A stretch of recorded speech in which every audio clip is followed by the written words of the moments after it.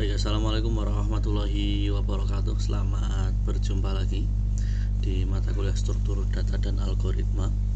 Pada pertemuan hari ini kita akan belajar tentang materi selanjutnya yang kemarin setelah kita membahas tentang array. Hari ini kita akan bahas tentang linked list. Apa itu linked list? Ini adalah salah satu struktur data yang ada di dalam mata kuliah ini. Pembahasan yang ada di dalam mata kuliah ini. Baik, kita mulai saja. Apa itu linked list? Linked list atau senarai berantai ini istilah lain dari linked list. Ini senarai berantai.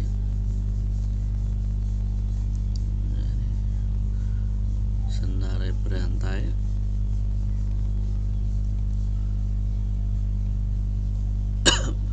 Ini merupakan struktur data yang terdiri dari kumpulan elemen yang disebut node.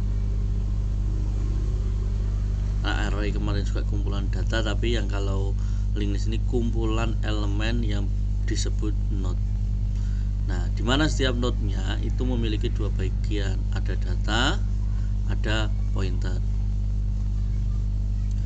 Nah, data itu menyimpan nilai data. Jadi misalkan ada data elemen tertentu, atau misalkan data berupa angka, nilai angkanya, nilai datanya ada berapa. Jadi data ini menyimpan nilai data. Kemudian pointer menyimpan alamat node berikutnya dalam daftar. Ini perlu kalian ingat, ada pointer, ada data. Dan kenapa nanti dibutuhkan pointer? Nah, kita akan bahas di keterangan selanjutnya nanti. Kemudian node-node dalam linked list tidak disimpan secara berurutan di dalam memori, berbeda dengan array kemarin yang kita menganalogikan sebagai rak buku yang ditata sesuai dengan bagian masing-masing atau sesuai dengan kategori masing-masing, disimpan secara berurutan. Tapi kalau linked list ini tidak. Tapi meskipun tidak disimpan secara berurutan, tapi dihubungkan dengan pointer. Jadi nanti ada pointer yang menyimpan alamat node berikutnya di dalam daftar. Jadi meskipun tempatnya itu tidak berurutan, bisa beda-beda, tapi ini ketika dilihat lebih mendalam, nah, setiap elemen itu menyimpan pointer yang ini ada urutannya. Nah, urutannya setiap pointer atau setiap node di dalam linked list itu menyimpan, node itu kan ada data dan ada pointer. Selain menyimpan data, dia juga menyimpan alamat ke node selanjutnya. Nah, kemudian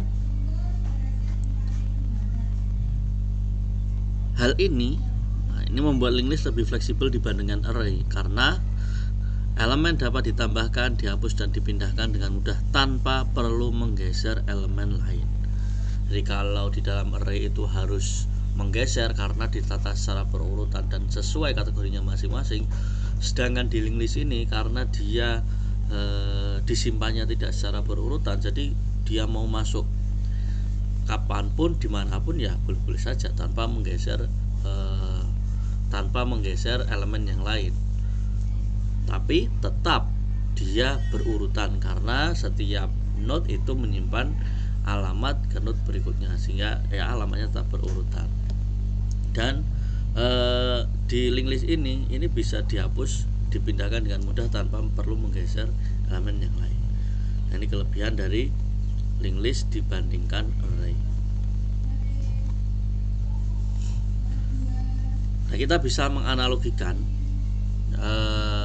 tentang array dan linked list, karena kenapa kita masih membahas array juga, karena array dan linked list ini dua metode yang berbeda, tapi untuk kebutuhan yang sama, yaitu sama-sama untuk menyimpan data secara lebih enak untuk diolahnya.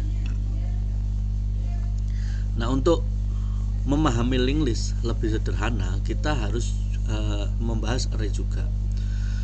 Nah, kemarin kita membayangkan array itu adalah sebuah rak buku, di mana kita membahas data itu kita simpan dalam sebuah perpustakaan, kemudian di situ ada rak bukunya.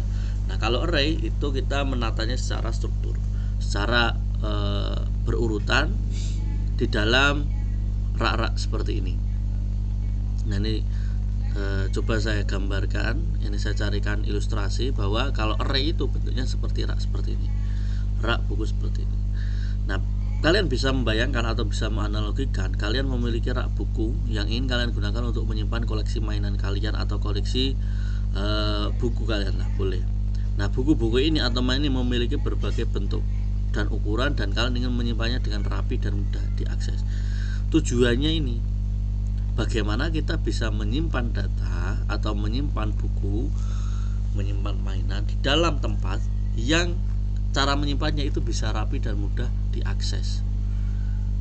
Nah kemarin kita menggunakan array. Nah kita menganalogkan array itu menggunakan rak buku tradisional, di mana baik itu buku atau main disusun secara berurutan di rak. Setiap mainan memiliki tempat tersendiri, atau setiap buku, misalkan ini khusus buku biru ya di sini, buku putih di sini. Ini buku putih di sini, ini buku coklat di sini. Nah ini dikategorikan sesuai kategorinya masing-masing sehingga terlihat rapi.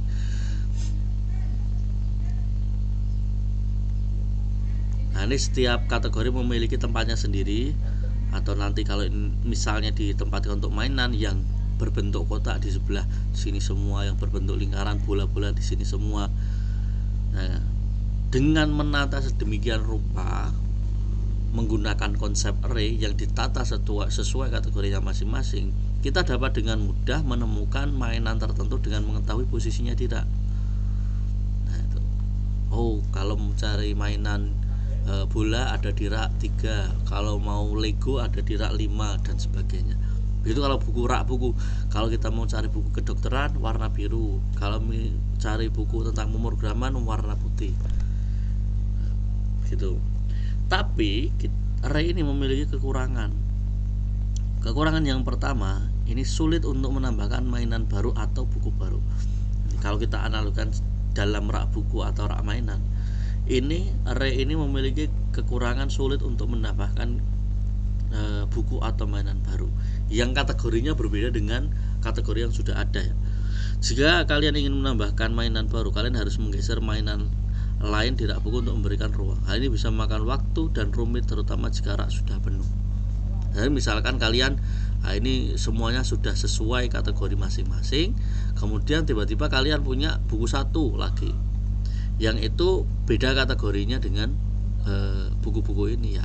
Kalian harus menggeser mainan yang lain sehingga nanti ada space untuk buku terbaru ini. Nah proses menggeser dan sebagainya itu memakan waktu dan rumit. Begitu. Apalagi kalau raknya semua sudah penuh. Nah ini mau dimasukkan di mana ini? Kemudian di dalam array itu juga punya kesulitan yang kita bisa menganalogikan. Jika kalian ingin menghapus mainan tertentu, kalian harus menggeser mainan lain di rak untuk mengisi ruang kosong yang ditinggalkan mainan tersebut. Hal ini juga bisa memakan waktu dan rumit. Misalkan kita akan menghapus buku ini. Nah ini nanti ini kan kosong. Nah, nanti harus ditata ulang sehingga nanti bisa masuk buku baru lagi, kategori yang baru, atau bisa sehingga terlihat lebih rapi lagi. Nah itu kalau array, meskipun terlihat rapi sesuai kategori, akan tetapi ada beberapa hal yang membuat array ini tidak begitu fleksibel. Berbeda dengan linked list. Nah kalau linked list kita bisa membayangkan, ini kita bayangkan mainannya. Nah, kita memiliki tali panjang. Nah kita mengumpulkan mainan itu dengan menggunakan tali, kemudian diikatkan mainan ke tali tersebut. Nah setiap mainan diikat dengan simbol. Nah, ini contohnya, ini ilustrasi yang saya dapat seperti ini. Jadi kita ingin menggantung atau menyimpan sebuah mainan. Nah mainan itu ini anggaplah ini tali, dan lingkaran-lingkaran kecil ini adalah simbol tali yang diikat. Ini mainan 1, mainan 2, mainan 3 dan seterusnya. Nah, setiap mainan diikat dengan simbol, kita bisa dengan mudah menambahkan di sini, mau menambahkan di sini tanpa mengganggu ini, tanpa mengganggu yang sudah ada, tanpa menggeser yang sudah ada. Nah, ini adalah konsep dari linked list. Jadi karena tadi yang Bapak sampaikan, setiap node atau setiap ini, node itu ini setiap bagian ini. Contohnya ini hanya analogi saja. Misalkan ini data. Nah, node di dalam link list itu, setiap node itu menyimpan yang pertama data, yang kedua adalah pointer. Nah, selain misalkan ini datanya berupa angka 40. Nah, selain menyimpan angka 40 yang merupakan value atau nilai dari data ini, dia juga menyimpan alamat dari node setelahnya. Misalkan ini node pertama, ini node kedua, ini node ketiga. Nah, di dalam node yang pertama ini dia menyimpan data, nilai dari datanya sendiri. Misalkan nilainya 40. Nah, setelah itu dia juga menyimpan alamat dari node yang selanjutnya. Begitupun node yang kedua, selain menyimpan nilai datanya sendiri, dia juga menyimpan pointer atau alamat dari node setelahnya. Nah, misalkan dari sini ke sini. Gitu. Jadi meskipun terlihatnya tidak begitu rapi, tidak berurutan, bukan tidak rapi ya, tidak berurutan cara penataan data atau cara penataan mainan kalau dalam analoginya ini, tapi secara pendataannya dia tetap berurutan karena setiap node itu menyimpan alamat node berikutnya yang itu continue. Nah, jadi ketika ada mainan baru ya tinggal dimasukkan saja mana yang kosong tanpa harus bingung-bingung kategori apa, warna apa dan sebagainya. Toh kalau mau menghapus ya tinggal dicopot saja. Kalau mau menghapus ini ya tinggal dicopot saja. Ini tidak akan mengganggu yang lain gitu. Nah, keuntungan dari list mudah untuk menambahkan mainan baru. Kalian cukup mengingatkan mainan baru ke simpul terakhir dalam tali. Kemudian mudah untuk menghapus mainan. Kalian cukup melepaskan simpul yang mengikat mainan yang ingin kalian hapus. Ya kalau mau nambah ya tinggal ditambahkan saja. Kalau ingin menghapus ya tinggal dicopot saja. Nah, ini adalah struktur data atau cara menata data di dalam konsep keilmuan struktur data yang lebih fleksibel dibandingkan array. Gitu.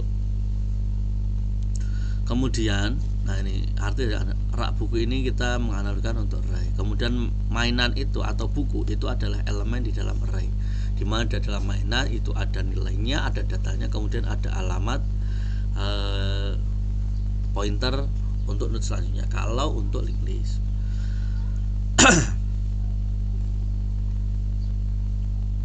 Kemudian dalam list tadi juga tali itu menganalogikan linked list.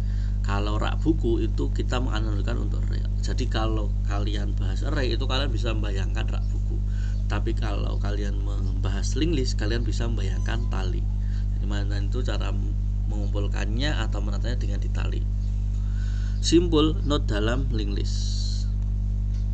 Mengikat mainan menambahkan elemen dalam linked list, melepas simpul menghapus elemen dalam linked list. Kesimpulannya adalah linked list menawarkan cara yang lebih fleksibel dan efisien untuk menyimpan data dibanding array. Nah, nanti analogi rak buku dan tali ini akan membantu kalian ya, paling tidak kita bisa memahami lebih sederhana lah tentang array dan linked list, sehingga bisa dipahami lebih mudah. Kemudian linked list itu ada beberapa jenis. Jenis yang pertama adalah single linked list, di mana setiap node hanya memiliki satu pointer saja, atau artinya adalah hanya memiliki satu alamat ke node selanjutnya. Tapi kalau double linked list dia memiliki dua pointer, artinya dia memiliki dua alamat, yaitu node berikutnya dan node sebelumnya. Atau yang terakhir adalah circular linked list. Node terakhir dalam daftar merujuk kembali ke node pertama sehingga membentuk lingkaran. Nah, ini beberapa jenis linked list yang akan kita bahas baik di pertemuan ini atau pertemuan minggu depan. Kemudian di linked list itu kita bisa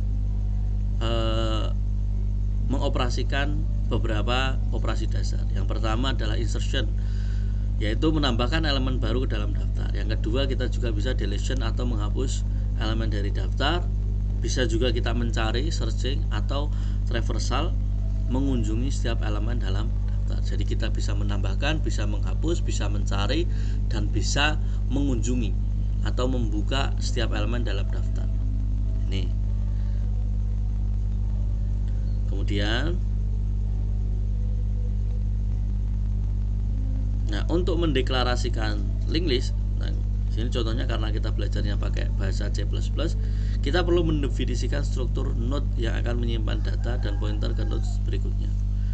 Ini contohnya yang akan digunakan, itu kita pakai ini. Nah, deklarasinya adalah pakai struct, kemudian node. Nah, baru di dalamnya kita deklarasikan pointernya pakai apa. Next ini adalah pointer. Data ini adalah data untuk menyimpan nilai data. Nah, node yang pertama ini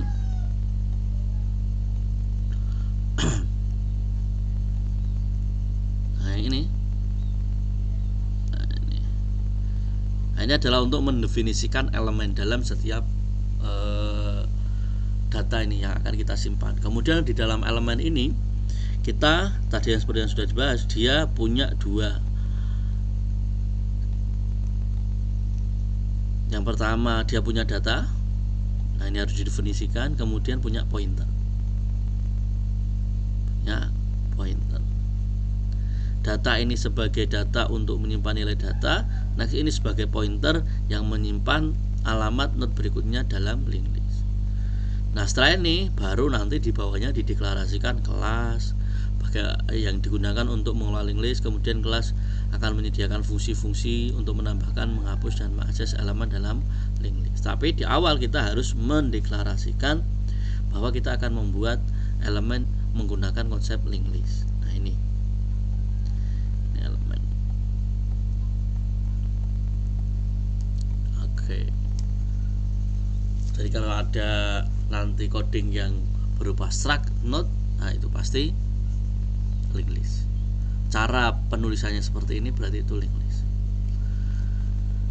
Nah, hari ini kita juga akan membahas tentang jenis linked list yang pertama, yaitu single linked list. Di mana linked list single linked list ini hanya memiliki satu pointer di dalam elemen. Di dalam setiap elemen itu satu pointer saja. Artinya satu alamat saja ke node selanjutnya. Suatu linked list dikatakan single list apabila hanya ada satu pointer yang menghubungkan setiap node. Nah, gambar dari sebuah node ini kita gambarkan atau bisa kita bayangkan bahwa node-node atau elemen-elemen di dalam linked list itu seperti ini. Jadi setiap elemen, setiap node itu ada data, kemudian ada pointer, ada data, ada pointer, ada data, ada pointer. Nah, pada gambar di atas ini pointer awal menunjukkan simbol pertama dari senilai. Nah, ini simbol pertama, tali pertama. Kemudian medan penyambungnya ini pointer. Dari simbol yang tidak menunjuk simbol lain dibentuk pointer kosong. Nah, ini ketika sudah berakhir kemudian dia tidak memiliki alamat, tidak menyimpan alamat ke node selanjutnya, atau node selanjutnya sudah tidak ada, artinya ini elemen terakhir atau node terakhir, maka disebut pointer kosong. Ini pointer kosong itu yang ini. Nah, ini pointer kosong yang nilainya dinyatakan sebagai 0. 0 adalah kata baku yang berarti bahwa pointer 0 atau dibilangan negatif. Jadi kita bisa melihat bahwa dengan hanya sebuah pointer saja, maka kita bisa membaca semua informasi yang tersimpan dalam senilai. Baik, setelah ini kita akan coba buka modul dan kita akan mempraktekkan coding tentang linked list dalam mata kuliah struktur data ini. Baik, kita akan coba ke praktikumnya. Baik, jika kalian membuka modul ini di halaman 12 ada materi tentang linked list dan penjelasannya sama dengan yang sudah Bapak jelaskan tadi. Kemudian ini tentang single linked list juga sudah ada. Nah, kita akan mencoba mempraktekkan contoh program ke-16 di mana ini kita akan membuat sebuah program manipulasi data dengan menggunakan linked list. Baik. Nah, ini codingnya sampai baris ke 169 dan ini nanti 172. Dan ini semua ini nanti harus kalian coba, karena sebagai tugas nanti. Kita akan coba bahas pelan-pelan, di mana kode ini kita akan coba jelaskan. Yang pertama, include ini studio.h, ini header untuk fungsi input dan output standar. Ini versi C karena kita menggunakan bahasa pemrograman C++.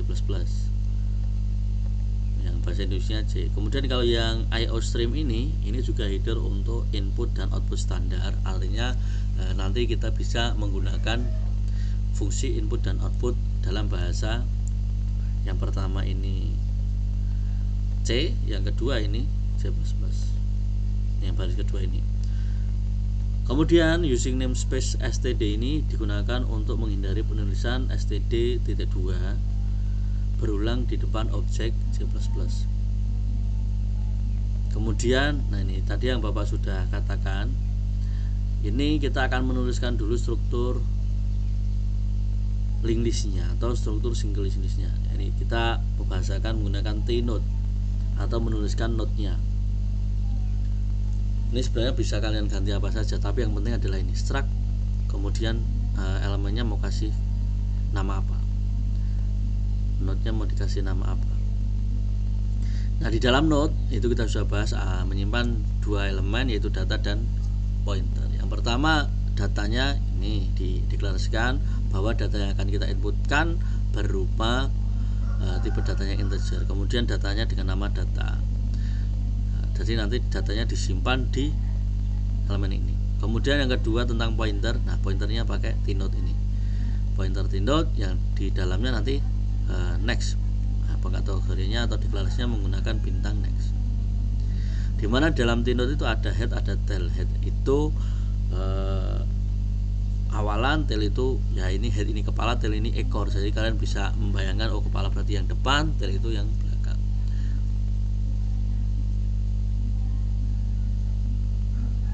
Dan head ini merupakan pointer yang menunjuk ke node pertama dalam linked list yang nilai awalnya 0 atau kosong. Kemudian tail juga pointer yang menunjukkan node ke node terakhir dalam linked list yang awalnya 0. Head nilainya 0, tail nilainya 0. Kemudian ini mulai kita ke fungsi.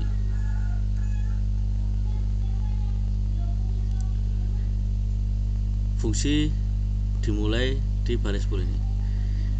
Nah, ini untuk menginisiasi bahwa linked list dengan membuat head dan tail ini yang tadi di atas sudah dibuat pointernya. Nah, ini diinisiasi lagi nilainya. Kemudian integer is empty. Nah, ini digunakan untuk mengecek apakah linked list kosong dan mengembalikan ke nilai 1 jika kosong, dan mengembalikan ke nilai 0 jika tidak kosong. Kemudian ini fungsi untuk memasukkan data baru. Nah, ini berfungsi untuk memasukkan data baru di bagian depan linked list. Jadi kan tadi kita menganalogikan linked list itu ada yang depan, ada yang belakang. Nah, kalau kita mau masukkan data baru, fungsinya seperti ini. Cara mendeklarasikannya. Jadi kita menciptakan atau membuat node baru dulu. Ini node-nya kita buat node baru dulu. Ini caranya. Nah, setelah itu nanti data baru ini, node baru ini akan diisi data dari data baru. Kemudian mengarahkan ke next ke node baru ke head saat ini. Nah, ini next ini untuk mengarahkan pointer ke node selanjutnya.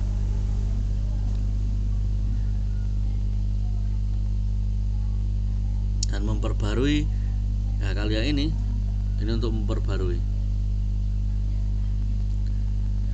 Jika linked list kosong, ini bernilai 1 artinya kosong, maka tail juga akan menunjuk ke node baru.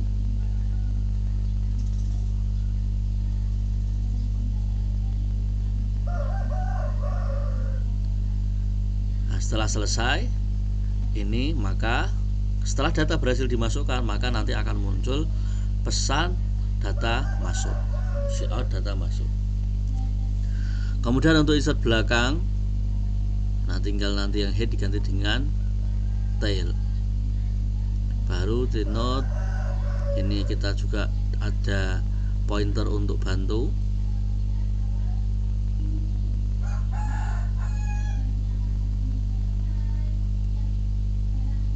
Itu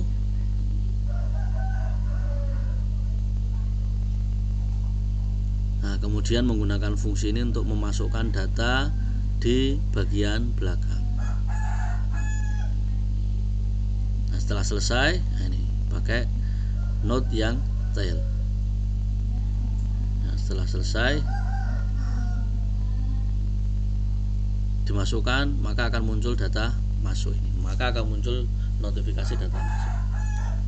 Kemudian untuk menampilkan kita pakai fungsi yang ini, menampilkan data. Kemudian untuk menghapus menghapus ada dua jenis yang kita praktekkan di modul ini. Ada menghapus bagian depan node. Nah, jadi kalau nanti ada tiga node atau 3 elemen data, 3 data, ada yang depan, yang tengah, yang belakang. Kita bisa menghapus yang depan, bisa menghapus yang belakang. Nah, fungsinya pakai ini. Nah, setelah selesai nanti akan terhapus. Kalau tidak ada data, maka akan muncul kosong. Data yang tidak ada, data yang dihapus. Dan ini bisa kalian rubah. Nanti tampilannya mau apa. Kalau mau menghapus data yang belakang, kita pakai fungsi yang ini. Nah, fungsinya seperti ini. Nah, untuk clear ini untuk membersihkan semua node yang ada di dalam linked list. Artinya misalkan ada 3 node atau 3 data. Kalau depan itu yang berarti yang dihapus yang pertama, kalau belakang yang dihapus yang terakhir. Nah, kalau kita ingin menghapus semuanya ya pakai fungsi clear. Nah, ini kodenya ini. Sampai sini. Jadi tadi sudah ada untuk menginput data yang diinput dari depan bisa, kemudian dari belakang bisa, kemudian tampilkan datanya juga bisa, kemudian menghapus. Hapusnya juga bisa dari depan, bisa dari belakang. Artinya tidak harus dari depan dulu atau dari belakang dulu. Semua fungsinya bisa. Nah, kemudian menghapus seluruhnya. Nah, setelah semua fungsinya tadi sudah dideklarasikan, baru kita buat main codingnya, main fungsinya.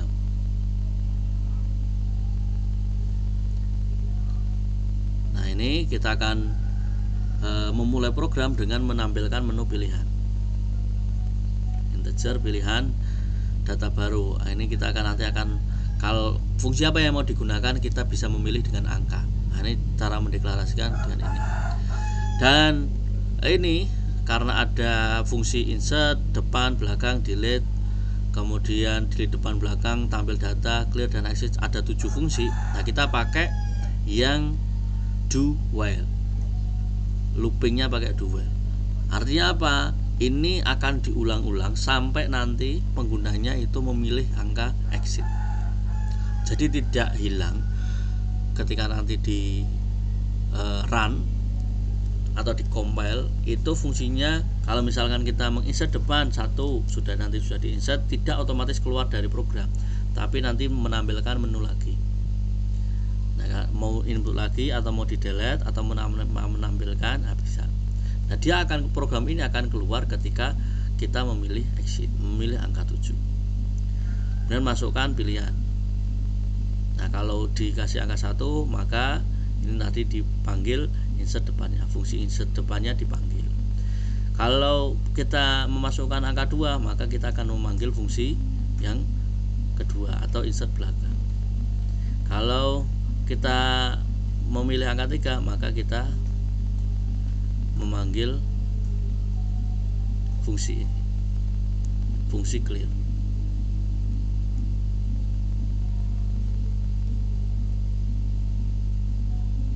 Nah, kita kalau ini untuk menghapus depan, ini kita yang angka 3 untuk menghapus depan, ini fungsi hapus depan yang kita panggil.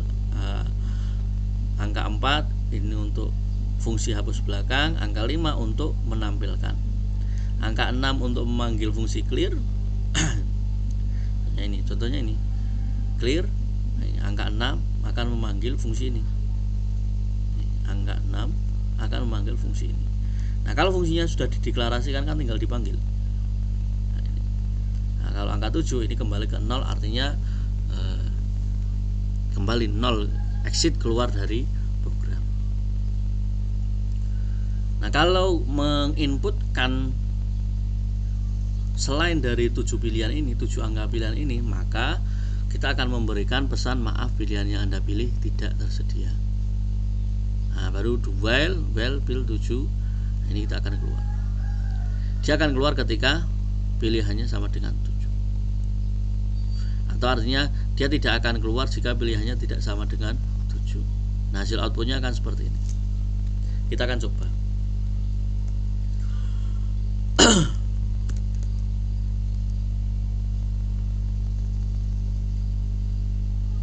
Nah, ini seperti biasa kita pakai compiler online. Nah, ini sudah Bapak pindah ke compiler online-nya. Nah, kita coba. Nah, maka akan muncul sama dengan ini. Nah, ini akan muncul yang ini. Nah, ini muncul. Nah, tinggal kita akan memilih program yang mana atau fungsi yang mana yang akan kita panggil. Misalkan kita akan mulai dari 1 dulu. Kita inputkan angka 1, kemudian kita enter. Nah, kita akan memasukkan data di node pertama ini berapa. Misalkan kita masukkan angka 10. Oke, data masuk. Nah, kalau kita scroll ke bawah, programnya tidak akan keluar. Muncul menunya lagi, bahasanya menu ini, menunya. Kita masukkan yang depan lagi. Masukkan data misalkan 20. Oke. Nah, data akan masuk. Nah, sekarang kita coba masukkan yang belakang, berarti pilih menunya 2. Baru data yang belakang apa? 30. Masuk. Nah, data masuk. Setelah itu coba kita tampilkan datanya dulu. Kita insert belakangnya 2. Kita insert lagi yang belakang. Kita pakai angka 40, masukkan datanya 40. Bebas ya ini, yang penting integer atau tipe datanya angka. Nah, kita coba tampilkan dulu. Tampilkan berarti kita pakai angka 5 untuk memanggil fungsi menampilkan data. Nah, ini datanya 20, 10, 30, 40. Ini data yang pertama, data yang kedua, data yang ketiga, data yang keempat. Nah, setelah data tampil, kita akan coba delete dari depan 3. Oke. Nah, yang ke-20 ini terhapus. Jadi kan kita masukkan angka 20 dulu, kemudian 10 kan berurutan ini. Kemudian kita hapus yang 40, berarti kita hapus yang insert delete belakang. Coba.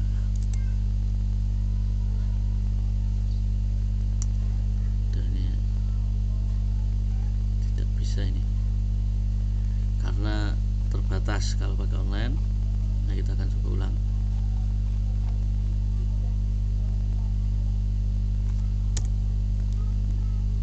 Karena sesinya berakhir, kita akan coba run ulang.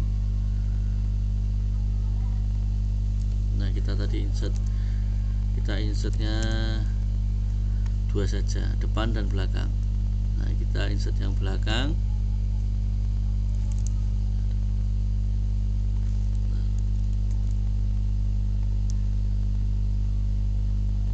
Kita coba ulang.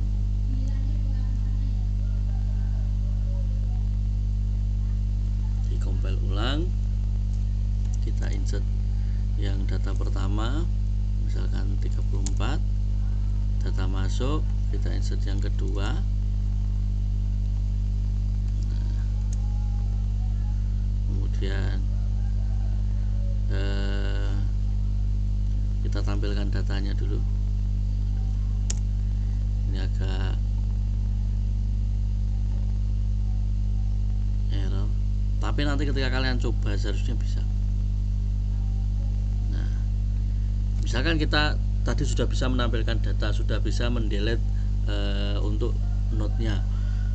Nah, kalau nanti bulan terakhir silahkan kalian coba untuk yang opsi yang ke-6, yaitu memanggil fungsi untuk menghapus semua data. Tapi menghapus semua data itu setelah datanya ada yang tersimpan. Tapi kalau tidak ada pun nanti akan muncul datanya kosong. Nah, kita akan coba pilih nomor 7, membuktikan bahwa ketika dipilih nomor 7 program baru keluar. Nah, kode execution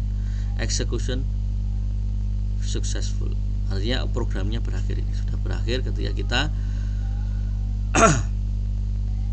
memilih nomor 7.